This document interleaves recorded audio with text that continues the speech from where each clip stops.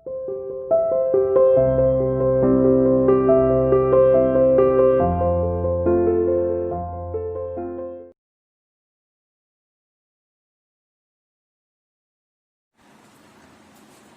Good morning student, welcome to CR international school online classes. बच्चों, मैं आपकी हिंदी की टीचर उपस्थित हूँ आपके सामने आपको हिंदी पढ़ाने के लिए।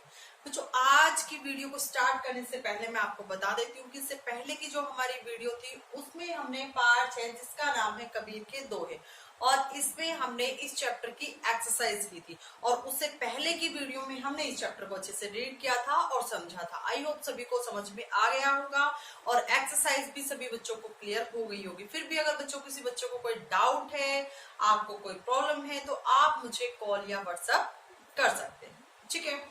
और बेटा, जो एक्सरसाइज मैंने आपको करवाई थी उसमें एक दो बच्चों की प्रॉब्लम आई है कि हम मैम हमें लास्ट वाली जो एक्सरसाइज है वो अच्छे से क्लियर नहीं हो रही। तो बच्चों, उन बच्चों की हेल्प के लिए, उनको समझाने के लिए मैं वो एक्सरसाइज एक बार दोबारा करवा देती हूँ।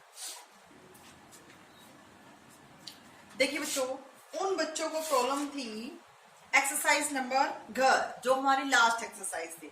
इसमें क्या है बच्चों, इसमें है नीचे लिखे वर्ण संयोगों से शब्द निर्माण कीजिए। यानी हमें शब्द बनाना है। किससे बनाना है? वर्ण संयोग से। देखो बच्चों, एक होता है वर्ण विच्छेद। वर्ण विच्छेद का मतलब होता है आपको शब्द दिया जाता है और शब्द के वर्णों को अलग अलग करके आपको लिखना होता है, वो होता है हमारा वर्ण विच्छेद। यानी वर्ण विच्छेद में हम क्या करते हैं, शब्द को तोड़कर अलग अलग उसके वर्णों को हम लिखते हैं, तो वो होता है हमारा वर्ण विच्छेद। और वर्ण संयोग का मतलब क्या है? वर्ण विच्छेद से हमें शब्द बनाना होता है, ये होता है हमारा वर्ण संयोग। और इस एक्सरसाइज में लास्ट वाली जो एक्सरसाइज बच्चों आपको दी गई है उसमें आपको क्या करना है, उसमें आपको ये वर्ण संयोग दिया गया है और उसे आपको शब्द बनाना है। देखिए, मैं एक बार आपको समझा देती हूँ। देखिए बच्चों, इसमें था स आ ध उ, ठीक है। अब देखिए बच्चों, मैंने आपको पहले भी बताया था जिस वर्ण के नीचे ये तिरछी लाइन होती है वो होता है बच्चों हमारा आधा। यानी उसको हम आधा वर्ण काउंट करते हैं, ठीक है। से, ठीक है। और स में जब आ मिला देते हैं तो बच्चों हमारा क्या बन जाता है? क्या बनता है बच्चों हमारा? ये स है हमारा, इसमें आ मिला देंगे तो क्या बन जाएगा? सा, ठीक है। अब आगे क्या है? ध, और ध में जब ऊ मिलाएंगे तो हमारा क्या बन जाएगा? अब देखो बच्चों, ऊ कौन सा है हमारा? छोटा ऊ, तो ये हमारा ध आधा है, तो हम इसे पहले इसमें ऊ की मात्रा मिला देंगे तो हमारा ये बन गया, ठीक है। यानी स में जब हमने आ मिलाया तो हमारा क्या बना? सा। यानी स आ क्या बना? सा। ध उ क्या बना? धू। यानी हमारा ये शब्द बनेगा साधु। जैसे नेक्स्ट देख लीजिए बच्चों, जैसे मैंने यहां लिखा प उ, क्या था बच्चों इसमें आपका? हाँ, ट ए र अ, ठीक है बच्चों, ये है आपका नेक्स्ट। यानी हमें क्या करना? प में ए मिलाना। प में जब ए मिला देंगे तो बच्चों हमारा क्या बन जाएगा? पे। ड में अ मिलाएंगे तो हमारा पूरा ड, क्योंकि ये हमारा आधा है ना, तो ये हमारा पूरा बन जाएगा पे। तो हमारा शब्द क्या बना? पेड़। नेक्स्ट है बच्चों आपका इसमें प र ए म अ, ठीक है बच्चों। अब हमें क्या करना? प में र मिलाना है, ठीक है। तो ये प भी बच्चों हमारा आधा है और र भी आधा है, ठीक है। तो ये हमारा बन गया प र ए। तो हमारा र और र में हमने क्या मिला दिया? ए। तो हमारा क्या बन गया? प्रेम। और म में जब अ मिलाते हैं तो हमारा क्या बन गया? पूरा मैं बन गया, ठीक है। क्योंकि ये आधा है और आधे वर्ण में जब भी हम ए मिला देते हैं तो वो वर्ण हमारा पूरा बन जाता है। ये शब्द हमारा क्या बना बच्चों? प्रेम, ठीक है। आई होप अब सभी बच्चों को क्लियर हो गया होगा, ठीक है बच्चों। मतलब बच्चों, अगर हमारा देखो, अगर वर्ण आधा है तो उसमें अगर पूरा है तो उसको आधा करते हुए हम ए उसमें से अलग कर देते हैं, वो हमारा आधा बन जाता है। ठीक है। और वर्ण विच्छेद की जब बात करते हैं तो उसको हम आधा करने के लिए क्या करते हैं, उसके नीचे हलंत लगा देते हैं। ठीक है। वर्ण संयोग में क्या करते हैं, अगर कोई वर्ण आधा है हमारा, जैसे मैंने यहां लिखा प, अब हमें आगे देखना है, आगे अगर कोई मात्रा है तो हम उस मात्रा को ऐड करेंगे। जैसे अगर यहाँ ए लिखा हुआ है तो हम इसको क्या बनाएंगे, इसको हम प पूरा बना देंगे। लेकिन अगर ये ए नहीं है, यहाँ है हमारा उ, ठीक है। अब ये उ कौन सा है बेटा, बड़ा उ है, तो हम क्या करेंगे, ये बन जाएगा फिर हमारा, क्योंकि हमें ये देखना है कि वर्ण में अगर अ यानी स्वर है तो हमें स्वर को मिलाना है, और अगर स्वर जैसे अ था यहाँ पे तो अ को हम अ ही मिला देंगे तो वो हमारा पूरा बन जाएगा। और अ के अतिरिक्त अगर आपके कोई भी दूसरे स्वर हैं तो उनकी मात्रा हम उस पर लगा देंगे, क्योंकि अ की कोई मात्रा नहीं होती ना बच्चों, तो अ की कोई मात्रा नहीं लगेगी, हमारा वो वर्ण कंप्लीट हो जाएगा। और जब अगर अ से डिफरेंट अगर कोई हमारा स्वर यहाँ पे होता है तो हम उसको जोड़ के उसकी मात्रा में बदल देते हैं उसको। ठीक है बच्चों। आज देखिए, आज इस चैप्टर के पार्ट 6 जिसका नाम है कबीर के दोहे, और आज बच्चों हम इसके क्वेश्चन आंसर करने वाले हैं। मौखिक प्रश्न उत्तर, कौन से प्रश्न उत्तर करेंगे बच्चों, मौखिक प्रश्न उत्तर।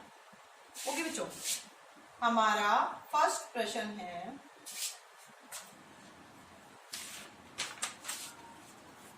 प्रस्तुत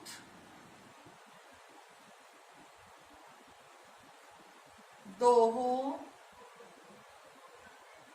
यानी जो आपके सामने ये दोहे दिए गए हैं ना, जिनको बच्चों हमने रीड किया है, प्रस्तुत दोहों के रचयिता यानी रचने वाले, इन दोहों को किसने रचा है, किसने बनाया है, रचयिता का नाम बताइए। ठीक है, यानी इन दोहों की रचना किसने की है, हमें उसका नाम बताना है। इन दोहों की रचना किसने की है बेटा, जैसे कि ऊपर हमारे जो चैप्टर है, चैप्टर में भी आया हुआ है कबीर के दोहे। ये दोहे किसके हैं बच्चों, कबीर के। यानी जो ये दोहे हैं इनकी रचना किसने की है, कबीरदास जी ने की है। प्रस्तुत दोहों के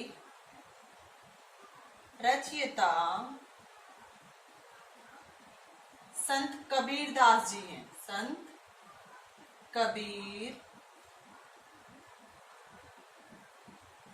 कबीरदास जी हैं।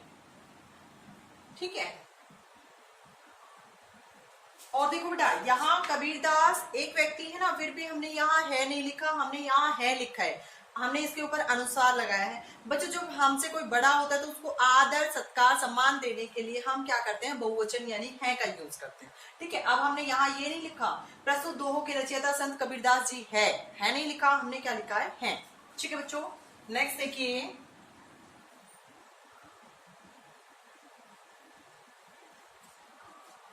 सेकेंड क्वेश्चन है बच्चों हमारा, दोहे में किस पेड़ के समान बड़ा होने की बात कही गई। दोहे में किस पेड़ के समान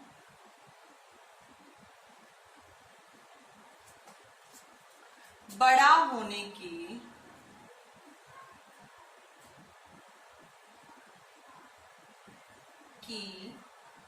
बात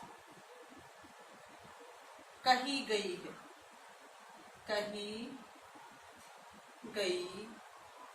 है। अब देखिए बच्चों, जैसे हमने चैप्टर को इसको रीड किया था, कबीर के दोहे जब हमने पढ़े थे तो हमने उस दोहे को पढ़ा था। वो दोहा कौन सा था बच्चों, बड़ा हुआ तो क्या हुआ, जैसे पेड़ बबूल, पंथी को छाया नहीं, फल लागे अति दूर। ये हमारा दोहा था। और इस दोहे में किस से समानता की गई, यानी किस पेड़ के समान बड़ा होने की बात की गई है कि हमें उस पेड़ के बराबर बड़ा नहीं होना है। Very good, right answer. कौन से पेड़ की, खजूर के पेड़ की, यानी खजूर के पेड़ की तरह हमें बड़ा नहीं होना है। ठीक है। दोहे में खजूर के पेड़ के समान बड़ा होने की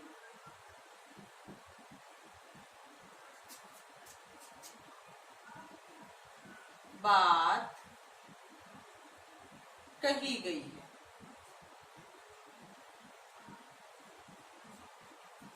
ओके बच्चों, नेक्स्ट है हमारा क्वेश्चन नंबर 3। प्रश्न नंबर 3, ठीक है बच्चों। प्रश्न नंबर 3 है, कैसी वाणी बोलनी चाहिए? हमें कैसी वाणी बोलनी चाहिए?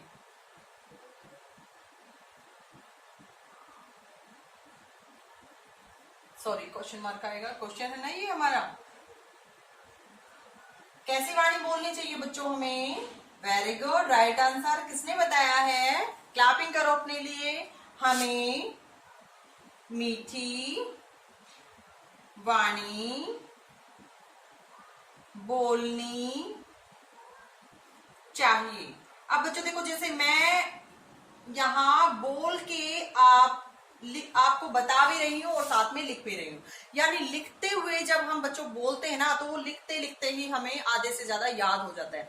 आपको भी अपनी यही हैबिट बनानी है। आप जब भी कोई राइटिंग वर्क करते हो तो बच्चा उसको बोलना जरूरी है। यानी जब भी आप कोई राइटिंग वर्क करते हो तो उसको बोल बोल के लिखो। ठीक है बच्चों, आगे देखिए बच्चों, हमारा 4th क्वेश्चन है, प्रेम के कितने अक्षर पढ़ने की बात कही गई है? और हमने पढ़ा था ना, दोहे में पढ़ा था, कितने अक्षर? वेरी गुड, राइट आंसर कितने? 2.5 अक्षर, है ना। चलो देखते हैं प्रश्न नंबर 4। प्रेम के कितने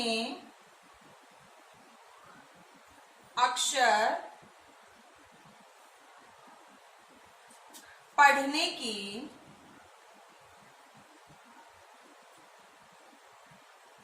बात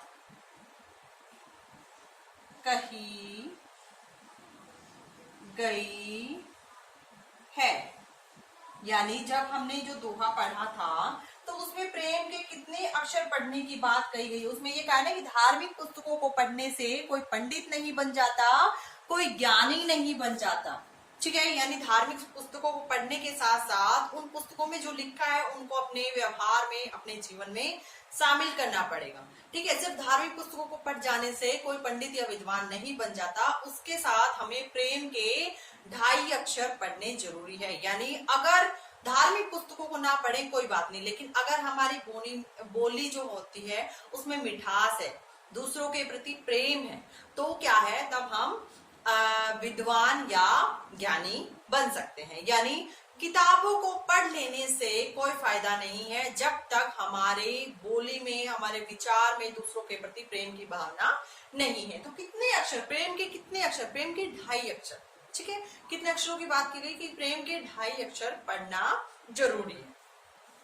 प्रेम के कितने अक्षर पढ़ने की बात कही गई है बच्चों? देखिए यहाँ, प्रेम के 2.5, प्रेम के 2.5 अक्षर पढ़ने की बात कही गई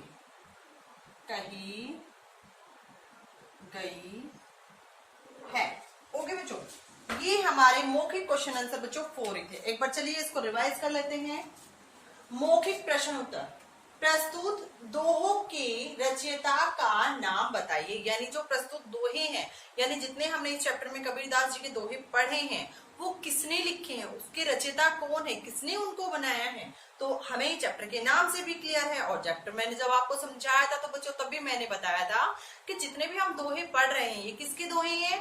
कबीरदास जी के दोहे हैं। प्रस्तुत दोहों के रचयिता संत कबीरदास जी हैं। ओके, है हमने क्यों लगाया, वैसे तो ये एक वचन है, एक वचन के साथ हमेशा है लगता है नहीं लगता, लेकिन यहाँ आदर सम्मान सत्कार देने के लिए, रिस्पेक्ट देने के लिए हमने है का यूज किया। ठीक है, जैसे एक एग्जांपल और दे देती हूँ मैं आपको, जैसे पापा मार्केट गए हैं।